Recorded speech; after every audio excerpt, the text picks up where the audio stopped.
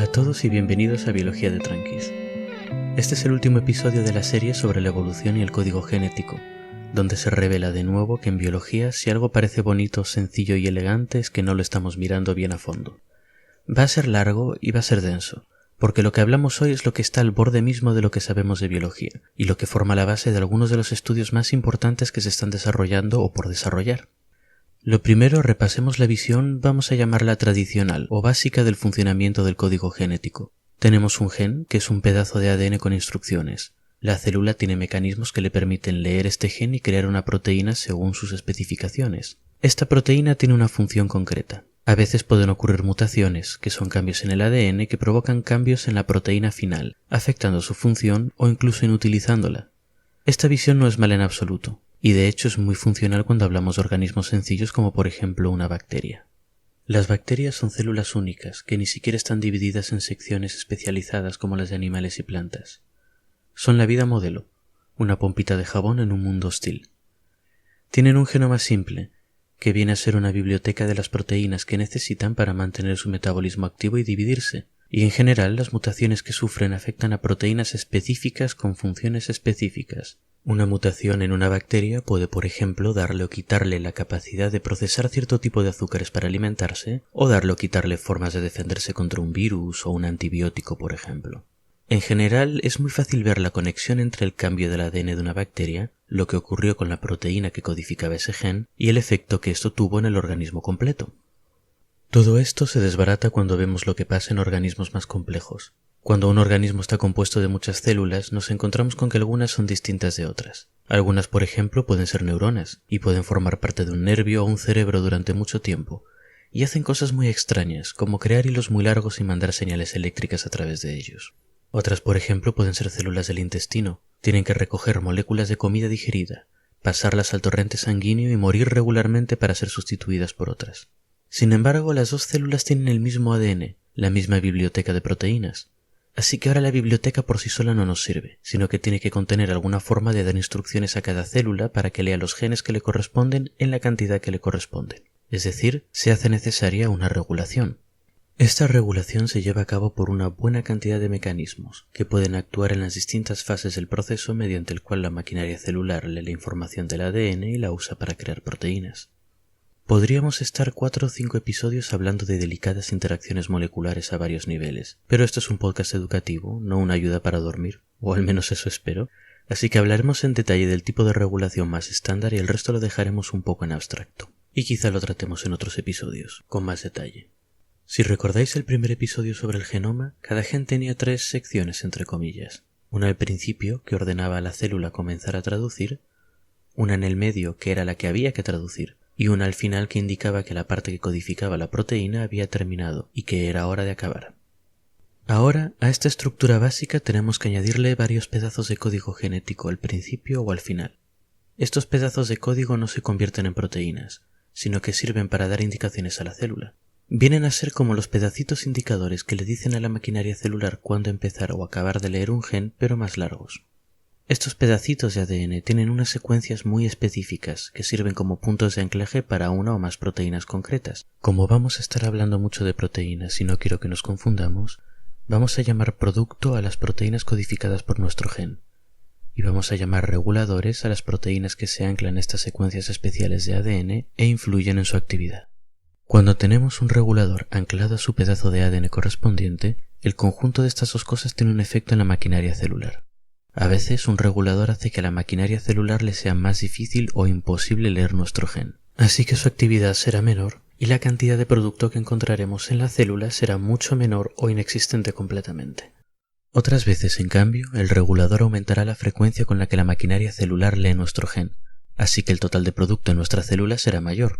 Esto quiere decir, en resumen, que la cantidad de producto va a depender de la presencia o ausencia de uno o más de los reguladores, que pueden ser por ejemplo proteínas que solo se encuentren en un órgano concreto. Pero bueno, si dejamos un poco aparte los mecanismos moleculares, el resultado final es que cada gen viene acompañado de un enorme manual de instrucciones, que le indica a la célula cuánto producto debe fabricar dependiendo de muchas condiciones.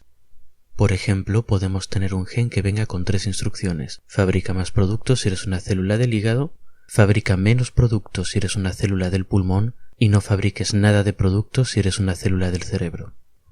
Lo bonito además es que varios genes pueden responder al mismo regulador y de formas distintas. Así que una célula que contenga un regulador que diga «Hola, soy hígado» tendrá algunos genes más activos y otros menos, y será lo que la diferencia de una célula que diga «Hola, soy cerebro». Hasta aquí todo bien, ¿verdad? Mentira.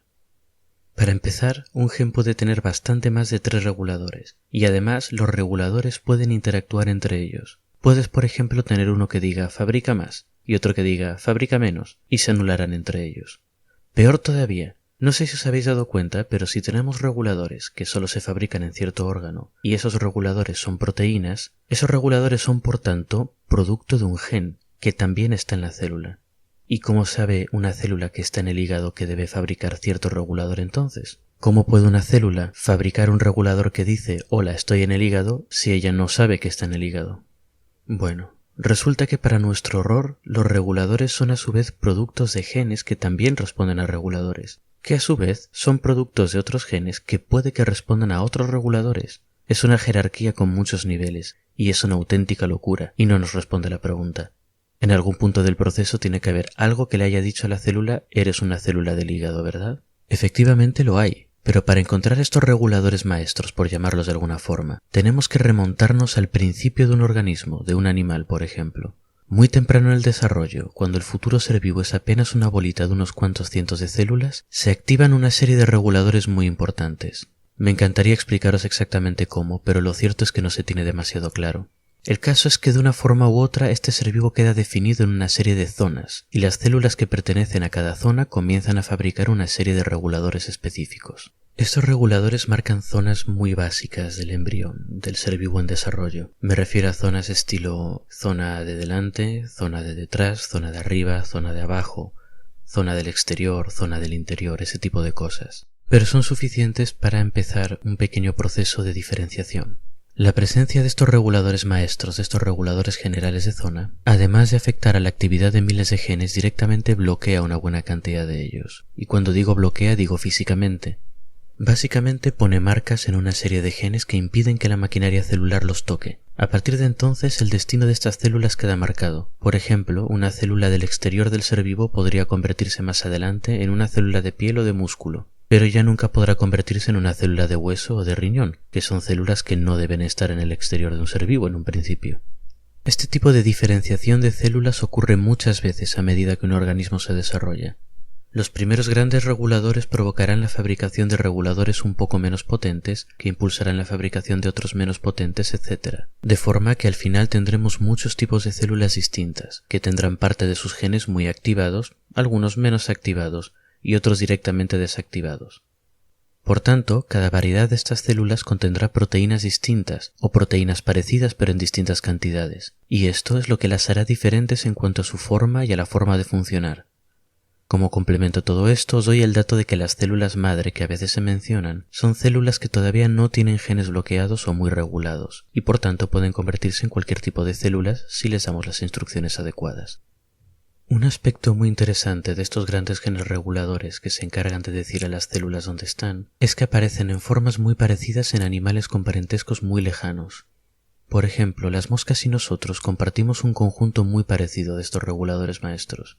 Esto nos indica que son genes muy antiguos y que seguramente ya estaban presentes en los primeros animales. Al fin y al cabo, hasta el gusano más sencillo necesita desarrollar una cabeza y una cola por separado, ¿verdad? Así que como vemos, la forma en la que nuestros genes funcionan es endiabladamente compleja. Cada gen forma parte de uno o varios grupos de genes que se regulan juntos. Y estas redes son tan complicadas que a día de hoy los biólogos conocen muy pocas de ellas con un mínimo grado de detalle. Sin embargo, tenemos una idea general de cómo funciona el conjunto, y lo que sabemos hasta ahora nos puede ayudar a hacer la conexión entre todo este rollo que os estoy soltando y las teorías evolutivas que vimos en el episodio anterior. Los 3 aspectos más importantes del sistema que regula nuestros genes, al menos para entender lo que queremos entender nosotros, es que es jerárquico, es modular y que los módulos tienen elementos en común.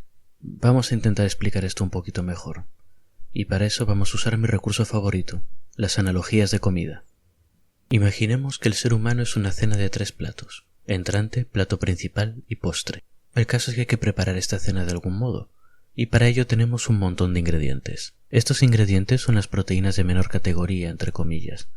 Son las que tienen funciones directamente en el día a día de la célula.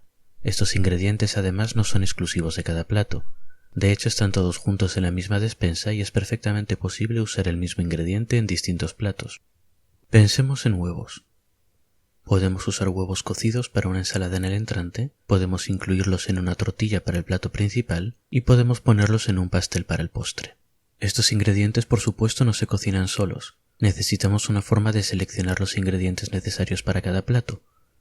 Así que para cada uno de nuestros platos tendremos a uno o más cocineros que elijan los ingredientes que hacen falta para prepararlos y los mezclen en las cantidades adecuadas. Cada plato se cocina de forma independiente, así que si un cocinero se equivoca de alguna forma en el plato en el que trabaja o cambia algo, solamente afectará a su plato y a ningún otro. Estos cocineros serían equivalentes a genes reguladores, y cada plato sería un conjunto de genes que se regulan juntos de forma independiente o casi independiente de otros. Esta sería la parte modular de la regulación genética. Por último, estos cocineros necesitan saber en qué plato están trabajando para poder gestionar sus ingredientes. Con este fin vamos a tener un jefe de cocina que le dice a cada cocinero si está trabajando en un entrante, en un plato principal o en un postre, y les da indicaciones generales sobre qué y cómo preparar. Esta es la parte jerárquica. Tenemos genes ingredientes regulados por genes cocinero regulados por genes jefe de cocina. Esto es relevante porque si un gen cambia, los cambios son más grandes cuanto más arriba está en la jerarquía. Si un cocinero se equivoca en la cantidad de nata que le tiene que echar a un pastel, es un cambio asumible.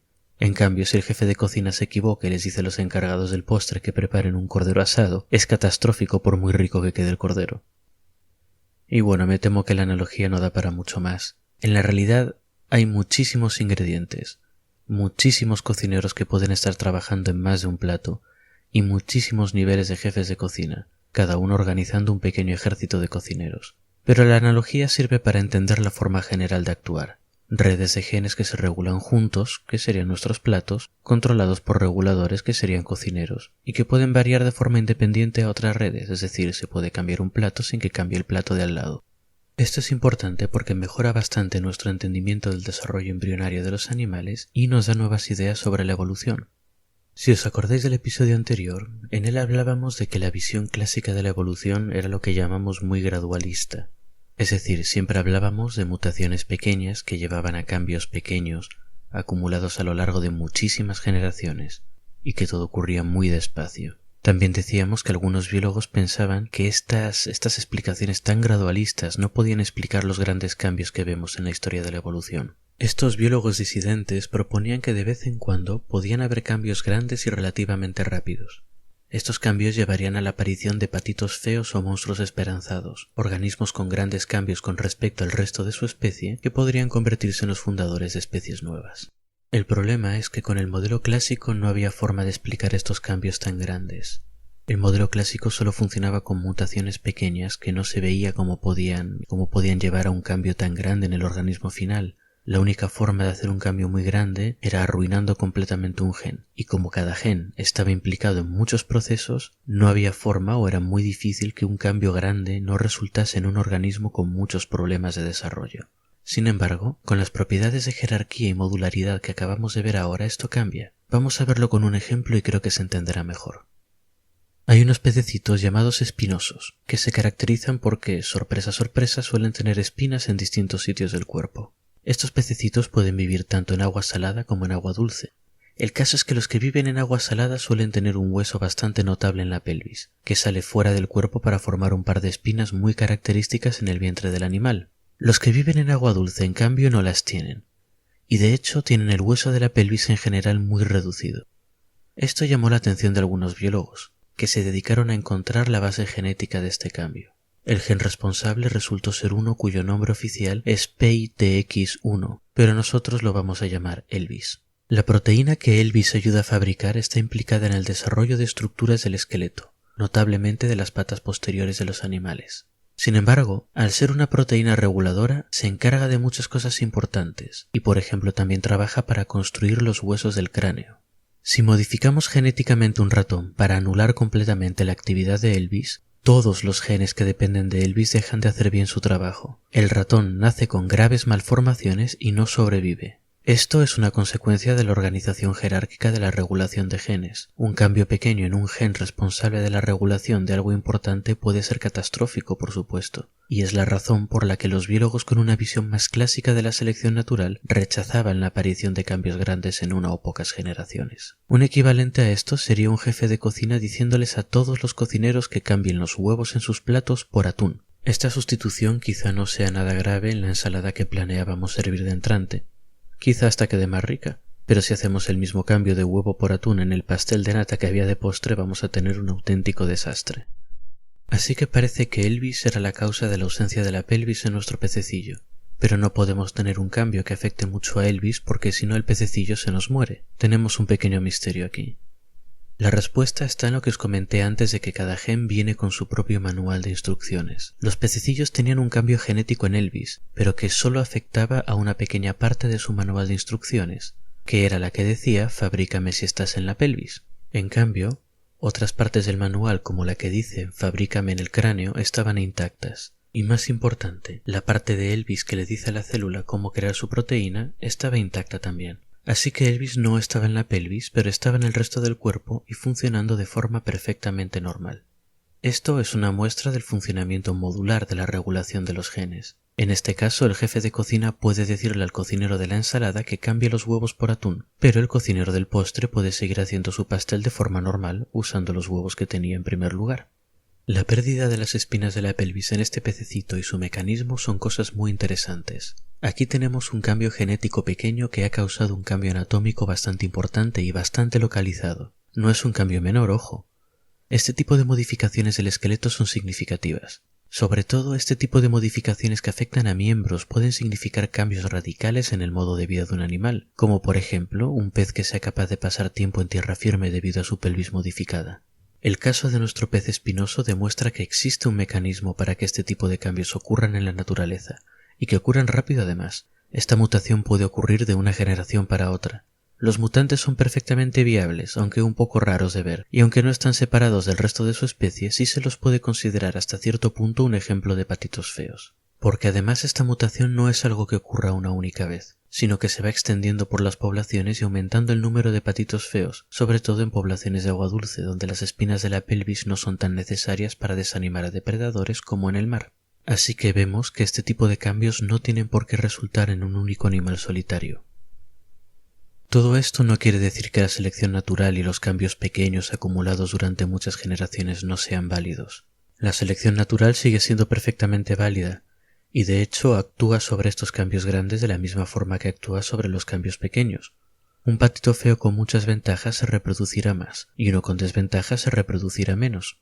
La diferencia es que ahora, además del mecanismo de cambios pequeños a lo largo de mucho tiempo, ese mecanismo gradualista que decíamos, tenemos un mecanismo que permite realizar cambios grandes. Y esto nos abre muchas opciones para explicar cosas que antes teníamos dificultad para entender. Todavía queda mucho que estudiar sobre cómo los genes se coordinan y regulan para construir un organismo desde una única célula. Pero lo que ya sabemos supone un gran avance en el conocimiento de los organismos vivos y promete muchos descubrimientos apasionantes en los próximos años. El próximo episodio podría, no sé, ser sobre cualquier cosa, la verdad. Con esto último que hemos tratado yo creo que ya tenéis la base necesaria para entender la mayor parte de lo que voy a ir hablando a partir de ahora. Os recomiendo eso sí que si os gustaron estos últimos episodios, les deis una escuchada, sobre todo los que hablan de código genético y evolución, porque van a ser relevantes para entender algunos descubrimientos recientes e interesantes de los que voy a hablar. Este no es el final de los episodios sobre el código genético, ni mucho menos el final de los episodios sobre evolución, ni muchísimo menos. Aunque esto es lo básico, se me han quedado muchas cosas muy interesantes en el tintero, pero simplemente a partir de ahora iré intercalándolas con otras cosas para darle un poquito más de variedad al programa. En fin, creo que eso es todo. Hasta la próxima y espero que hayáis disfrutado el episodio.